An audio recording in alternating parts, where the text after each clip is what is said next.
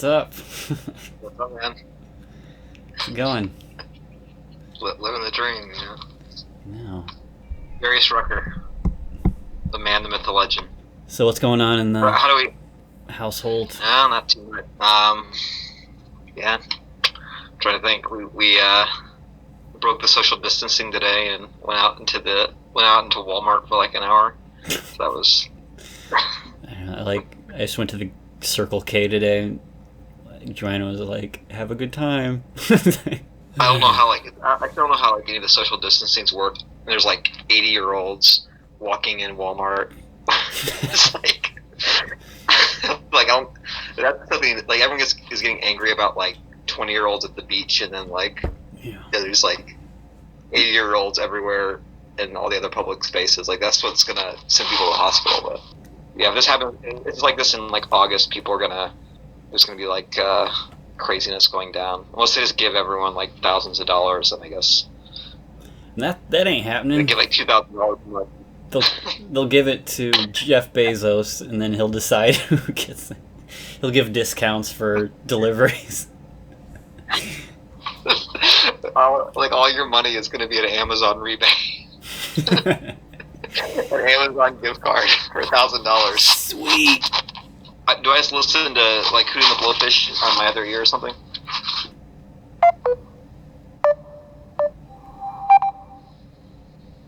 You know he lives here in Charleston. They have like a Darius Rucker Boulevard here. Yeah, isn't that where they're from? I think they went to University of South Carolina is where they met. But all right, we'll just do crack review. Get it over with. We teased it the last time. All right, you'll have to do the heavy lifting because you're the South Carolina native. So crack review. 1994. Hannah Jane. Let Her Cry. There's a lot of material there. It's a good anthem of hope album for our times. This is episode 64 of Talking Over Albums. Will is back. He was in episode 23, our Dave Matthews Band Busted Stuff episode that was like August, a couple years ago. And we flipped the coronavirus edition here. Yeah, special quarantine edition. We flipped a coin and decided on Dave Matthews Band that time, and I'll probably change at the last second here, but we're going to try to do Hootie and the Blowfish. Wait, are you in Charleston, right? Yeah, now I am. For like the last so you're within like 100 miles of Darius Rucker right now? Yeah, he's supposedly I think his daughter goes to the university I teach at. So man, if only you're single. I know, I have to break some rules there. Supposedly Bill Murray and Darius Rucker are like the two celebrities of Charleston. Bill Murray? I thought he's from Chicago. Or does he just live there? I guess he lives. Supposedly he goes to all the College of Charleston basketball games. Really? Like one professor I work with said that he just one day he was teaching in the class and Bill Murray just knocked on the door. He was looking in the window because he thought his niece was there. All right. Well, say hi to Bill Murray. Some bar that he bartends somewhere in Charleston. Occasionally, he just gives you a shot of tequila with whatever you order. Okay. Well, if you tried to find out where it is, let's see here. Or have you tried to find out where Darius Rucker lives? No, I actually think Hootie had a. Hootie. Am I supposed to start the album yet? No, I'll let you know. Yeah, they supposedly had a tour here recently where they I don't know if they came to Charleston. I think they were in Columbia. But they'll do, even when they're not doing a tour, they'll do special shows in South Carolina for charities and stuff. I would assume they just show up at bars sometimes, right? Well, I guess they're getting back together now because he was doing his whole country music solo album for a while. I think they already did, because I just looked and they put out an album last year. Oh, they did? Yeah. So I was kind of curious to do that one, but... Imperfect Circle. Yeah. All right, you ready to get started here? Do you have any other... I guess we can get into all the fond Hootie memories as we go. All right. Correct review. Right off the bat, it's a Speaking of f***ing hope. Let's see what we're like now. Let's see here. This whole thing is just going to end up being your memories of South Carolina as a young lad with your... I feel like this is the song I always skipped. With your MP3 player that held 12 songs, and all, so you had like most of the album. I think I took this album, that you gave me this album at your house, because my dad wouldn't let me listen to non-Christian music, and so like I think it was like my first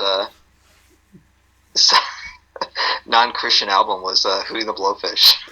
Like me, it's kind of a sad choice. I don't know why I would have had it. Okay, so I guess just like the legacy of Hootie and the Blowfish, because I remember the first time I ever heard of them was I was like 7 years old in Southern California. I remember just being at this park and some guy was, so yeah, it would have been like 93, yeah, like 94, obviously, like right, and they were already hitting, like they were already a joke for some reason. I always wondered. Is it just the band name is so stupid, or is it just because they had it was like a folksy rock with a black singer? Like what was always the big gag of Hootie and the Blowfish?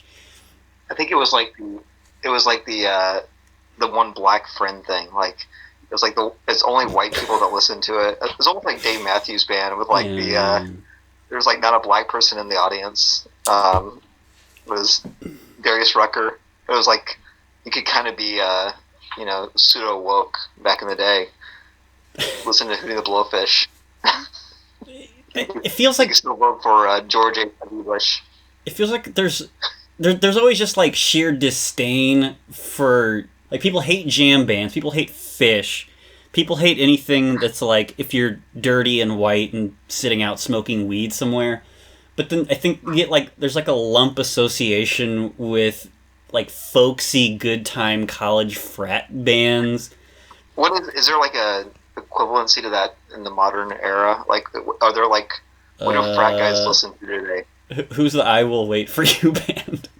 I think like Irish, like faux Irish pub bands with horns. I Will Wait. You're talking about like pop Mumford and Sons pop bluegrass, or like pop.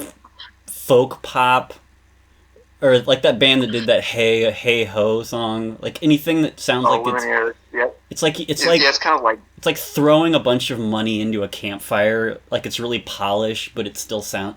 Here it is, Hold My Hand, the song that ignited the world for 2 months. I think I'm like 2 seconds behind you on it, but it's coming out now. I'll pause for 2 seconds. And some tenderness. Get out your guitar. I know you know all these. I feel like the difference was like the modern frat bands like try to be a little bit more deep. Where like Hootie could just like be like, no, we're just gonna sing about holding my hand, and like we don't have to like try to act like we're too profound in our lyrics. Yeah, but like as opposed to the Beatles' Hold My Hand, which is just I'm a teenager and kind of horny. He was trying and succeeding to get into deep social messaging. Like this isn't just about sex. It's about harmony and defeating racism, which you get to later in the album. Which is like it's a bold move for a black country, like folk rock then country guy. I know he snuck in. He was like he infiltrated white people. He didn't just go straight country. He eased his way in through the frat houses of Middle America. For some reason, it reminds me a little bit of like Tim Scott, but like a better version of Tim Scott. Who's like the black senator from South Carolina. Horrible comparison. At least I wouldn't even care if Darius Rucker was like super right wing. At least he has a sweet, sweet voice and has brought us some soothing tunes. What has Tim Scott done? Absolutely nothing. The thing is, like, there's a school down here right beside my house that I go and sub in sometimes, and that's the school that Tim Scott went to. So they have like a picture of him on the wall, even though he like everything he votes against is like the children's interests. I don't want to be one of your problems. What's this song about? Like, is this the same song? Is this about the same girl as Let Her Cry? Are they actually about experiences, or is this just like just random messaging on the song? To be fair, Let Her Cry does seem like something he actually went through. It's a pretty sad song. She's not the same girl. Like I guess every hapless dope has fallen in love with some like train wreck girl at some point. So you can all relate. It's like perfect frat music. Have you ever seen Hootie or the band or Darius Rucker live? I haven't. I feel like I'm letting him down. Like that's like the band from South Carolina. I kind of wish I had gone to. He played at the Corn Crib like a few years ago. The baseball field over by Heartland. Yeah, just him doing his country music. The Wagon Wheel is like his big hit. Oh, that's a weird one because like in the past in pop music, like you would especially in the 60s and early 70s, you would frequently get hit songs covered again like pretty closely after. All right, Hold My Hand just ended. Okay, Let Her Cry just started. Here we go. It's like the Hey Jude of bro rape. What was I saying before that? About that he was about the 60s and 70s covers. Yeah, you would frequently get it's just hit songs covered immediately after by another band, and then that never happens anymore. So I just found that really weird. Like you kind of get it in the 80s and early 90s, but yeah. So like especially a song like Wagon Wheel that was just everywhere. Like you couldn't escape that song. It was like that pure Prairie League Amy 2.0. And then he covers it for a hit immediately after. Like, what did he even change other than people just liked hearing him sing it? That's so weird to me. Darius Rucker just get away with a lot. What you said? The lyrics the dad's the one I love the most. This guy's not far behind. So it's like she's like a. I thought he was saying she's the one I love the most. His type's not far behind. What is there? Stop pretending like you don't have this all memorized. So is she a drug addict? Yeah, I always picture he's in like some. Is she an addict? He's in some crappy bar and like he tries to go in the women's bathroom and she's like passed out in a stall, doing coke off toilet seat lid. I feel like I was like so innocent when I first heard this song. Like when he said like she went in the back to get high. This part here. Well. Or this like I was thinking she was just like smoking pot, but like she was probably like shooting up heroin. She was doing every bad thing you can put into your body at a single time, and was trying to kill herself. She's down on. The verse does say she says Dad's the one I love the most, but Stipe's not far behind. Stipe? Stipe? That what? I mean, this is from Ultimate Guitar, so I don't know. Maybe sometimes they just like make up lyrics. I always thought he was saying, "Oh, okay, that's weird." I always hate when I learn like the real lyrics to stuff because sometimes it's really dumb. Like Queen's "Another One Bites the Dust," or it starts off, "Steve walks warily down the street." Like, who's Steve? Why do I care? Okay, I have to go. I'm going to go get another beer. You can tell the audience some of your memories. I know this is bringing up a lot of South Carolina trauma, so I promise I won't listen to anything you say. I'll be back in 30 seconds. Well, I guess I'll say this is high school days right here at Calvary Academy. Letter B. You wonder if there is some this song and then Hold Her Hand, like if there's a lot of connection with the Beatles with Hootie the Blowfish. It's kind of like a not such a great version of it, but here's the part where she's going to the back to get high. So I wonder what she sat down in the back to get high. I sat down on my couch and cried. If you ever meet Rucker, ask him if he ever wrote a sequel to this, or if he knows what happened to. There's Joanna. Hey. Hey, Joanna, how you doing? I'm good. We're doing Hootie and the How's Blowfish. coronavirus going? Cracked rear view. He said, "How is the coronavirus going?" I mean, I still work every single day. Y'all have to, when this gets over, y'all have to come down here to Charleston. Never leaving the house. Yeah, we're just gonna die here. Okay. For 18 months until the vaccine comes out. I mean, maybe, dig a hole. I feel like Hootie should do like a coronavirus, some kind of anthem. Yeah, where's the kind of We Are the World? Where's the CoronAID? Stay in your house. That's the song. Yeah. So where's the Live Aid for the virus? From your house. You get to pick five artists. Go. Can't think about it. Just pick. From Live Aid. Well, you two would obviously have to be there. There had to be a super woke band, so it would be Coldplay would probably be there. Pearl Jam. The Killers would be there. None of these bands are relevant anymore. You have to throw in some. I got and then some like electronic 21 Pilots or something like that. Dead Mouse. Okay. I would pick Sammy Hagar, Chad Kroeger, Josie Scott, Darius Rucker, and Billie Eilish. Did you hear about the people from Nickelback? Like somehow they like flagged Trump's post because it was like, look at this photograph. Like Trump like posted something in regard to Nickelback, and they like flagged it, and everyone's like, Nickelback got their like, you can't make fun of Nickelback anymore because they actually like stood up to the president of the United States. Yeah, you can. Stop telling us to. Okay, here's Only Want to Be With You. Sometimes I wonder if it'll end. He's talking about it. Yeah, but just going back to that, like, people need to stop saying because something isn't as bad as a monstrosity that it deserves our appreciation. No, it doesn't. A monster is just in a different category. We can still hate it. It's just a different category of bad. So Chad Kroeger can...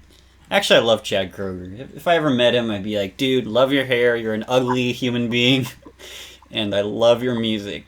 If this is supposed to be a concept album, it doesn't make any sense. So there's Hannah Jane, who I assume is the girl he wants to hold her hand and wants to be with her. But in the middle of that, it has the breakdown. Shouldn't that be at the end of like her train wreck of a life? Because after this is Running from an Angel. So this almost seems like a little mini concept album. They just didn't order it very well. Here's where did he write all these ones? Well, he got sued by Bob Dylan for this lyric.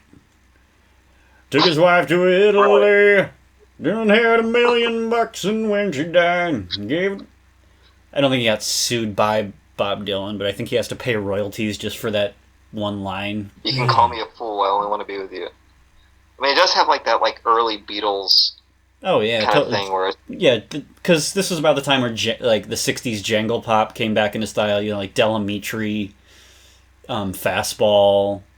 I don't know. Yeah, you had it was like the American stuff coinciding with like Britpop, which is a throwback to '60s stuff. So like, yeah, you had like '60s and early '70s coming back into fashion and pop music in the early '90s. Or I guess when you say it like that, I guess like the kind of folk rock stuff like Mumford and Sons is probably like the closest. There's nothing like really this level of kind of cheesy today, but like whatever the aura is, like when we were talking about the Dave Matthews Band, I still like this stuff. It's a really, really good album. Maybe it's too naive. People just kind of feel bad about naivete. If it's fun and good, listen to it. Gives a shit. If it's really bad, like Nickelback, then poop on it. That's fine. But this album is jam-packed with hits. This was the biggest one though.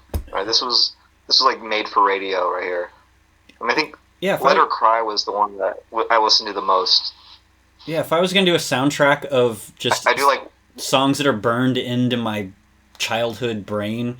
Like, yeah, Only Wanna Be With You is easily up there in like the top 10 of just songs of my childhood. Here's Running from an Angel. Oh yeah, this is. They got the violin in this one too.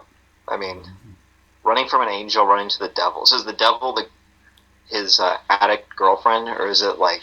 If you can name any lyric from this, I'll give you 1,000 bonus points. I have no idea what he's saying. He's like, "If we don't live on the side of the mile, we'll live in the same over I'll look it up here. Let's see here. Anything besides Running from an Angel.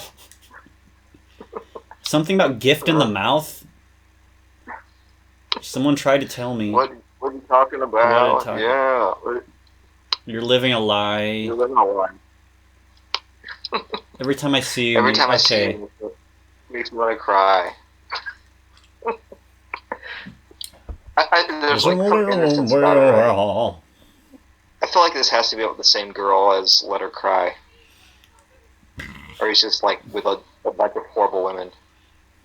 I gave up you a long time ago, but there's something I want you to know. You're lying and cheating really tore us apart. Please don't come home if you're going to break my mama's heart. Yeah, it's frat blues. So he's the angel. And so, like, she's running to, like, someone else. Ooh. Like, I didn't even get that until right now. I'm looking at the lyrics. Tricksy Like, she's running to the sleight of devil. hand. Like, Darius Rucker was the nice guy that got, left for the devil, I guess.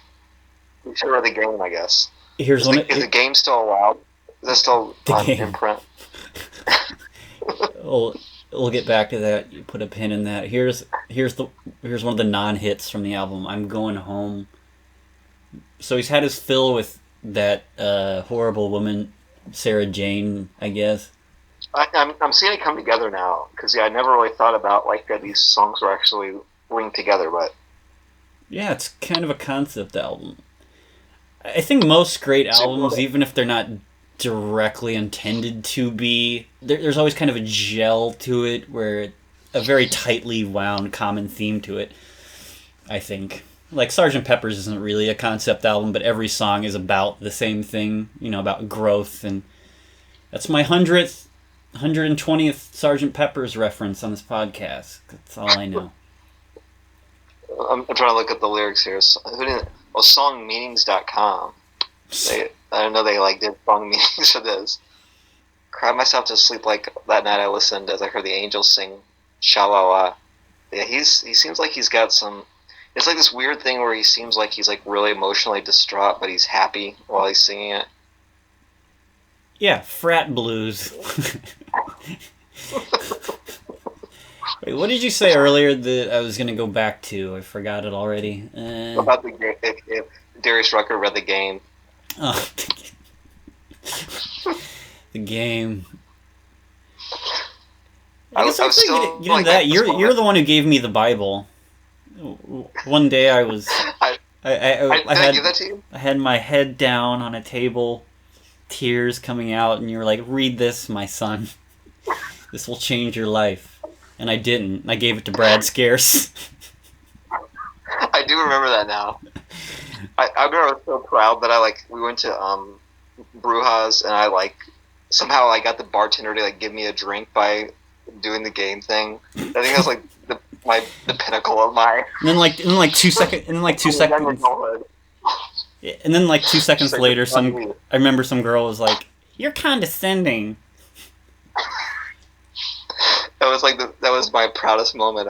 I've never been called condescending before. But it's really interesting because I still follow the company Real Social Dynamics, but they mostly got into self-help stuff. It evolved. I think they figured it out that it's not the game, it's just being a good person and having confidence, and it's just inner transformation stuff. But looking back on all that, it's really fun when you're a horribly emotionally crippled person and you're like, "Oh my god, I can learn these tricks and women will love it."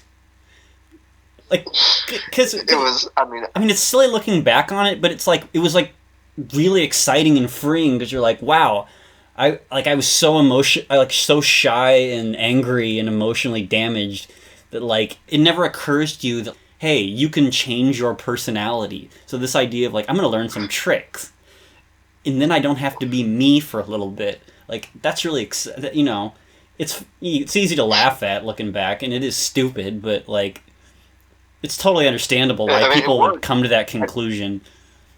Here's Drowning. It was like pop psychology that actually worked. Oh, here we go. This is the Confederate flag song here. All this shit about here it is. Give us the history of Here It Is. And this is the only time he said tired by hearing the shit about heritage, not hate. So this was like, you know, he felt enough courage to like get a little political here, because you know this was like when the Confederate flag was still on top of the State House in Columbia, and then I guess in the 90s, right after this, they moved it down to like a memorial in front, and then after the massacre happened like 5 years ago, then they took it away completely. But that was the whole beginning of the song. Man, if I'm ever down there, we have to find out where he lives and break in. Yeah, you have to go to the Darius Rucker Boulevard is like where the... How come he doesn't have a museum yet? Concert hall. He's like the only good thing South Carolina's ever produced other than the Civil War. Yeah, I'm trying to think of like other bands from South Carolina. I guess there was Edwin McCain. Like I'm trying to think of other bands. There has to be like some more Stephen Colbert. Yeah. I'm trying to think if there's other bands besides... Edwin McCain. The Carolina Marching Band. There you go. I-9. Swinging Medallions.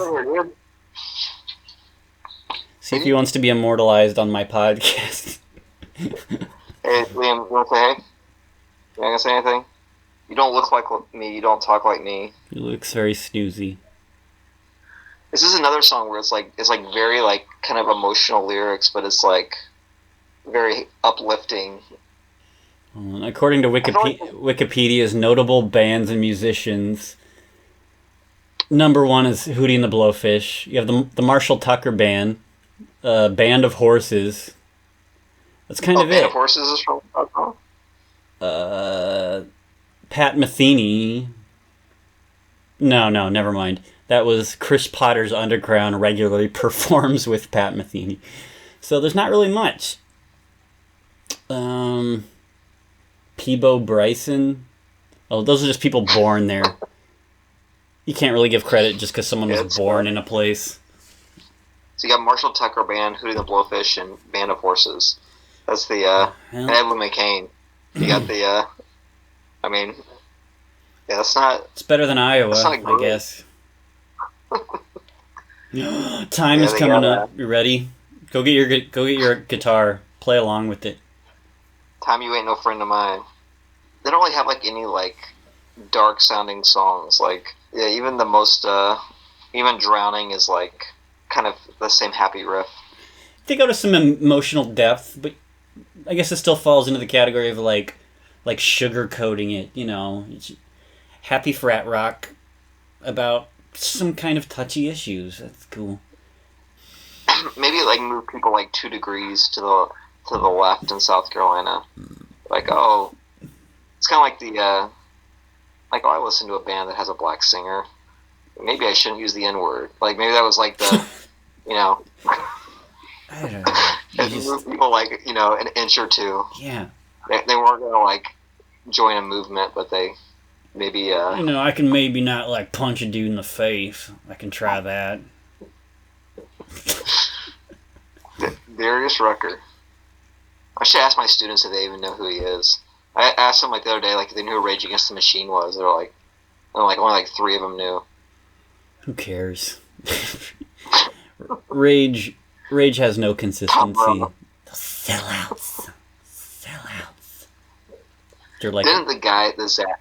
Who's the main singer? Zach. I can't remember his name. I've heard this a lot. I have no idea if it's true. It sounds like he probably just told people he did and went hiking in Tibet or something. Here's Time, greatest song of all time. Here we go. When the wave crashing into the shore, you are so imani. Here we go. He loves Hootie. How old was he when he wrote? Are you singing, buddy? Are you singing to Hootie? You like Hootie, buddy?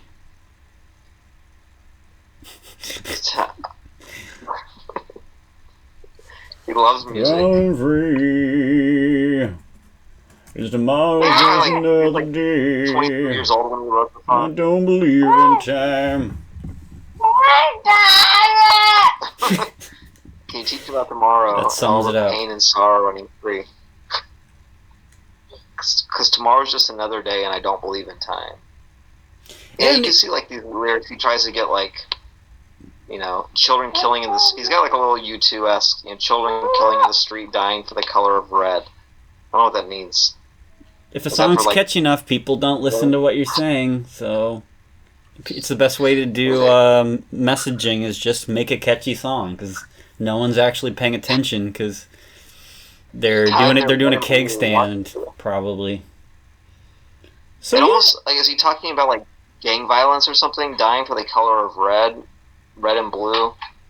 Seems like a strange format, like France. White pop rock, like talking about the gang violence of. It's not. Yeah, like those gangs. Oh, so basically they just put I'm Going Home before Time and Drowning, just so it wasn't obvious that they put all of the non-hits. They didn't just sandwich them at the bottom of the album. Because the rest of them, you like Look Away, Not Even the Trees, Goodbye, and Motherless Child. It's just like the last third of the album that's not hits. So far, yeah, it's a good album. Like there's nothing mind-blowing about it, but you put it on and it gives you a nice reminiscent feeling. Time You Ain't No Friend of Mine. It's something. Top 5 songs titled Time. Pink Floyd's Time, David Bowie's Time, then this. Like a tree growing all along, the wind just stripped me bare. Alright, you have an open platform. I have to go use the facilities. Future's far away. I don't know what that means. Did you just throw Johnny to me? No. Stop with your propaganda. I've turned this into a watchdog radio podcast. Wait, what happened? Let's see here. Oh, I'm here, looking at. Look Away just started. Look away, Dixieland. Let me skip towards that then. I wish I was in Dixie. Oh, that's a good song. This is probably the most underrated song on this album. This one's like at least a little. It's not like it's got a little bit more of a somber tone to it. I listened to this all the way through like a month or two ago. I think it really holds up. For a guy who has no vocal range whatsoever, he does a really great job. He has kind of that Sinatra vocal range of just like... She said, look away. She said, my daddy's home. I knew what that meant. It meant that I could never see her again. I had seen this once before. I didn't want to deal with it anymore. I guess, for some reason when I was listening to this in high school, I always assumed this was like, that he was trying to date a white girl, and her dad would allow it. I mean, it has nothing to do with it, though. I guess I always thought he said, she looked away and said, my daddy's old. But it was, I guess the lyrics said, she looked away and said, my daddy's home. So that completely changes. Okay. I always just assumed this was like an anti-racist song, too, like kind of a drowning remake. It's like the guy from DC Talk. Were you the one that sent me that? The guy from DC Talk, who they did like the anti-racist song in the '90s, and then he was like there with Trump on stage. I watched some YouTube channel that it's like a movie review channel thing, but he also does a lot of just like bad Christian movies that come out, and one of them had that guy in it, the DC Talk guy. Here's Not Even the Trees. Is this the same girl? Not Even the Trees. Kind of like the. Right. I didn't tell you this, but me and Raquel went to go see the guy from Something Corporate, Andrew McMahon. Yay! Sweet. In December, like just the piano, like it wasn't the full band. Is he still wearing and so, the sweet like safari shirt, the crocodile hunter shirt? Is that, didn't he wear that, like the seashell necklace and the crocodile hunter shirt? now he's like he looked like super skinny, like kind of sickly, but he was like, but it was like this weird vibe of like, you know, like hipsters from when, like 15, 20 years ago, like they're all like in their 30s or 40s now. But the funny thing was, there's this like lady who lived in the other neighborhood we were living at, yeah, and she like told me she was going to go there, and she got so drunk that she like was yelling out at the beginning of the concert. She's like, "Play Constantine," and he got like pissed off. He didn't play it. He played like a minute of it. She ruined it. She ruined it for like the whole everybody. Oh, you know, this song, Even the Trees, has Charleston in it here. Lying down in Charleston under the Carolina sky. You see, I'm tired of feeling this pain. I'm tired of living my own little lie. You know, this is kind of existential. I think this might be. I think this might be this is like the first one that's kind of a, you know, dips below quality level and it's a bit of a snoozer. Yeah. Here's Goodbye. It's the end of the album. We're just padding out time. Yeah. Now it just seems like. All right, he's singing for us. Okay. It just seems like they're padding out album length at this point.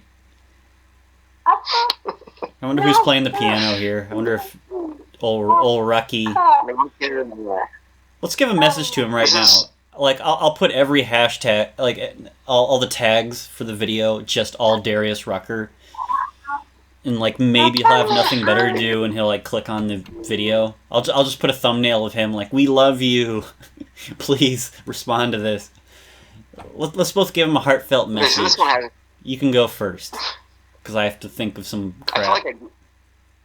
I feel like I should meet him now. Like it can't be that hard, Darius Rucker in Charleston. Like I'm sure he's like at every like figure out his habits and stalk him. I can't believe he never. Yeah. He's slightly above local celebrity status, so couldn't be that hard. Well, you know who I did run into, though, was Danny McBride. You know, Royal Gemstones? Eastbound and Down guy? Yeah, like, because he lives in Charleston, and so we were watching his new show, and we went out to the brewery, and, like, he was there with the other actress. Like, he wouldn't say... Like, we got a picture of the other actress, but... He didn't really want to talk, which I guess I understand because he probably gets a lot of people locally. Yeah. Want to take a picture with him, but yeah, he was just like, we had just like watched the show and like he was just sitting at the bar. That's pretty cool. Yeah, he's a funny dude. Yeah. But he also kind of comes across as someone I probably would not try to talk to if I saw him in person.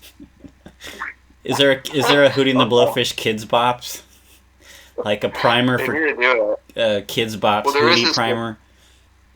Last song is only 53 minutes. Motherless Child, I don't know what that is. Anyway, give your message to Darius Rucker and then give your rating for the album, and we'll sign off and you can go to bed. Well, Darius, we need to meet up. Mr. Rucker to you. I think Mr. Rucker, I think you should run for Senate. You can be the version of Tim Scott. Yeah, tell him to run against Tim Scott. I don't even care if you run as a Republican because I feel like that would fit, but maybe, you know, whatever you ran as, I would vote for you. And as far as the album rating goes, I'd give it a, you know, giving it the standards of the 90s, I would give it a 7. I still think, you know, I feel like Counting Crows might beat it in the same genre, but I haven't listened to August and everything. Yeah, as far as like 90s pop fare goes, I'll give it 3 solid hoots out of a Blowfish. Hold on, what are you hearing the last one? The 53-second Motherless Child. Yeah, I feel like I've never even listened to the song. Was this a was this a bonus track? New Year's Day. Mine went to the new album, New Year's Day, The Imperfect Circle. Well, Are you on Spotify? Yeah. Well, mine has some like a cappella track called "Motherless Child." It's 53 seconds. Oh yeah. Here it is. Motherless child. I'm trying to look at the album and see what all these pictures are from. They're anywhere from Charleston. Yeah, like okay, I give it a solid 3 hoots out of the Blowfish. The only it kind of starts to go into a lull there at the end, but otherwise solid 90s pop album. And all right, well, thanks for joining me in this podcast nobody listens to, but it's good for posterity. Well, listen to the new Coldplay album. I think we'll have to cover that one because it's this really weird mixture of like super political, like with a lot of cursing in it, and then it gets like gospel music in between it. What's the sound? Like, what's the sound like? Because they started getting like more and more, I don't know, poppy and cluttered kind of with. This one, I thought they like they try to do the opposite of it. Like they try to be like not poppy, so they like this kind of like. And they have like maybe 1 or 2 songs that are kind of like that, but like they try to be like do this big political message, and then they like almost have like this kind of like gospel music. Yeah. Like I feel like it almost could work like at a Calvary or something, and then good. Then they go into like something. Sounds like right up my alley. Well, Chris Martin is a little bit of everything. Like they talk about police brutality, and they would talk about Trump and guns. Good. Great. And they would talk with like someone in Spanish, and they're like talking about they get very like deep on the meaning of life. So yeah. Because if anyone knows what's going on in the world, it's rich English pop bands. Chris Martin, yeah, man. I'm just waiting for him and Springsteen can do the coronavirus album. I think Springsteen did the September 11th album, right? It was like after September 11th that they did the album. I was like, was there an album? I remember all the candles, and like Sting was there. The whole album that was like dedicated to like September 11th, but yeah. Disease has crashed into our twin towers of our bodies. I think September 11th looked kind of small in comparison, I guess. Like that's like the biggest. Like September 11th, like didn't really like affect our lives that much. Like.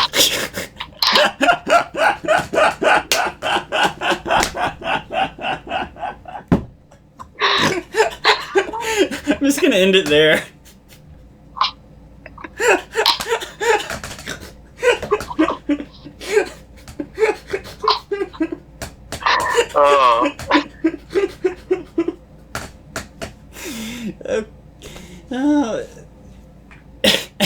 If you're a sociopath. Alright, now that I know this works, we can do this again sometime. Although I have no idea how it sounded like it's okay, but we'll see. So think of an album for us to do next time. Okay, man. I'll see it. Take it easy.